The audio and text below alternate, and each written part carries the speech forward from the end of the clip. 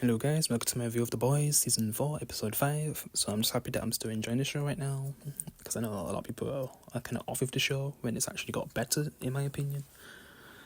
Yeah, because Season 3, man, I'm just never gonna get over how bad that season was, even though it had some good moments. It's just had a lot of disgusting moments, cringe, just stuff I didn't really want to see, where this is just doing everything right for me.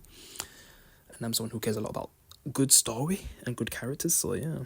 Happy that it's kind of found its footing again. It's more on the season 1 and 2 level instead of garbage season 3 and Gen V. Yeah. Flipping, ugh. But yeah. And yeah, watching a recent show as well, Supercell easily defeats season 3 of The Boys. For the most part, because if you're including those, great moments in season 3, I guess not, but if you're just including like most of the bad stuff of season 3, yeah, Supercell's a pretty good show, which I recommend. I might review it soon too, but yeah. Make a video on my main channel too, Walk Universe, but yeah.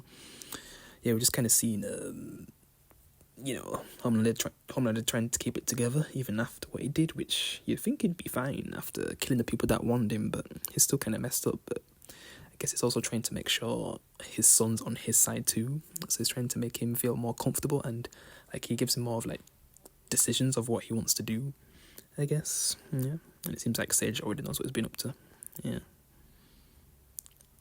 I'm trying to get some positives out of the negative, and I guess Huey's dad's okay, but with what we've seen in the past, we knew this wasn't really going to work out, and Jesus Christ.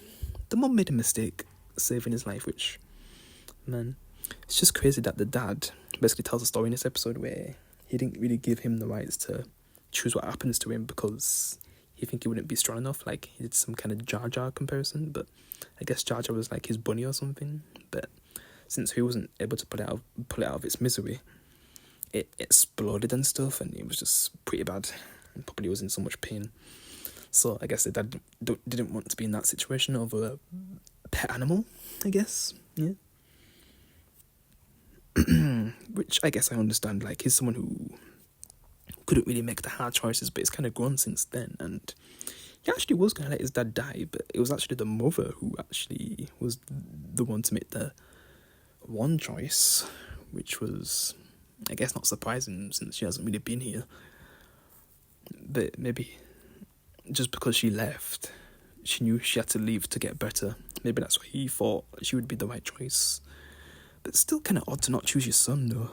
Yeah. But I guess he didn't want to end up like Jar Jar, exploding and stuff, but yeah, she ends up saving him, and then he ends up killing people, and then he ends up kind of losing his memory and stuff, and they get to the point where they're reason with him, but yeah, for the most part, it was really bad. Made him kill innocent people, giving him the V stuff, to save his life, but he ended up causing more pain and getting people killed. Yeah. I mean, I'd feel bad about not being there for my son, but then possibly making my ex-husband kill people, Jesus, before having to put him down, which, that's what he wanted to do, so he's there for him at the end. At least all three of them are together when he decides to, go. Yeah. Have a nice little moment together before he passes on. Yeah. After all that, Jesus. And I guess Mother's Milk is having issues with his daughter punching people because, the Homelander supporters, which don't blame her, but I guess the wife's not really wanting that to happen because someone might end up trying to attack the daughter or something, so yeah, he kind of has to sort that out. And Jeffrey D. Morgan still is waiting for Butcher to make the right choices, because he feels like he's not holding back, he's becoming too nice compared to what he used to be, and I guess Jeffrey D. Morgan's character gets a bit happy when he sees what he does by the end of the episode, which we'll get to, yeah. Because I guess their plan is to free Gustavo's character, yeah, because he's in prison right now. Because he's the daughter of someone important, the one who's trying to be president, so he kind of needs him to find the thing that they need to be able to kill Homelander, and I guess that's their plan.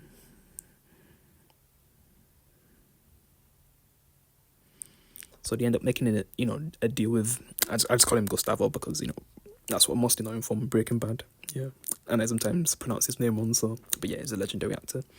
Good to see him again. But yeah, they basically tried to use him to get the stuff they need to be able to kill Homelander. But then, obviously it's not going to go perfectly.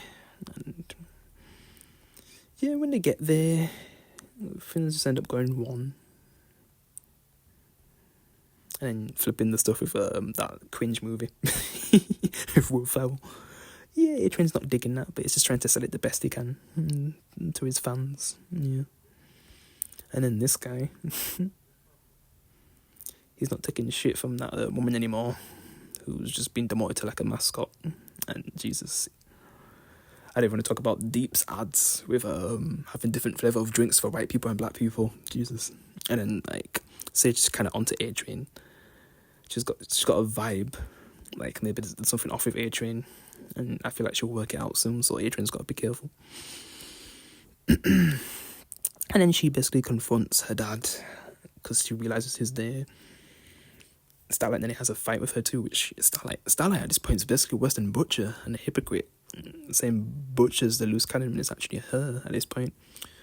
Yeah, seen her from like the nicest person. I mean, she's still got some of those, values with not killing people, but she's not afraid to just punch people even if it makes her look bad at this point. Yeah. But yeah, she's trying to have power over him, but it doesn't really work out. And when they end up going to like the farm, I guess there's flipping animals that end up trying to kill them because they kind of got the inside of them. It's just hilarious just seeing them kill some of the people. Obviously the boys are okay, but yeah, I've kind of already talked about this stuff with Simon Pegg's character. And, Homelander trying to win over his son by making him have more decisions and kind of making him look like he's going a bit darker out of nowhere compared to kind of being more on Butcher's side at the beginning. But it seems like he's more going over Homelander's side right now, but I guess we'll see how that goes in the long run. It's just a bit confusing. Because it's just trying to decide what kind of person he's going to be. And Homelander's influence is going to be pretty bad. Even if he becomes good in the end. I may actually get a really good scene with Starlight and Frenchie about still believing in God and all the things that have been happening to him. If they still believe in God, but Frenchie's just so broken at this point. I mean, he doesn't even tell Kimiko what's going on. Thinking Kimiko would hate him or actually forgive him, which he doesn't really want because he just truly hates himself right now. So he ends up, turning himself over to the police, which is kind of the worst time when they're kind of going for all this. Yeah. You'd think he'd want to help his friends first before doing something like that, which they probably would help him get out anyway. And I guess her husband's the one who's actually has the stuff that's important to kill Homelander. So Butcher basically by the end ends up kidnapping him, and she doesn't really realise what they're doing until it's too late. And when her dad's going back to jail, Gustavo, which she ends up freeing him by blowing up someone's head. Yeah, because she was kind of like, Butcher was like playing them. Yeah, playing her. And Homelander's kind of getting some of the people from Gen V, and he's kind of making his own little evil cult to rule over the world, I guess. With Ryan being involved, of course, too. So he's trying to win him over. And yeah, like I said, Frenchie just turns himself over to the police. And yeah, I guess he leaves like a message to Kimiko, I think. And yeah, like I said, they say their goodbyes to Simon Pegg's character. Yep. It's a nice farewell. It made me sad, I guess, so that's a good thing. It's weird the boys can do that to me. But yeah, I guess Jeffrey D. Morgan's character is happy that he basically took the husband so he can and cut off his leg too, like a true butcher. And you just see his flipping face smiling and stuff. It's just a nice way to end the episode, lol. That grin. I kind of joined him too. Yeah, another good episode. I enjoyed it. Looking forward to see what happens next. And yep, that's all I've got to say. Appreciate you can leave a like. I'll see you in the next one. Peace.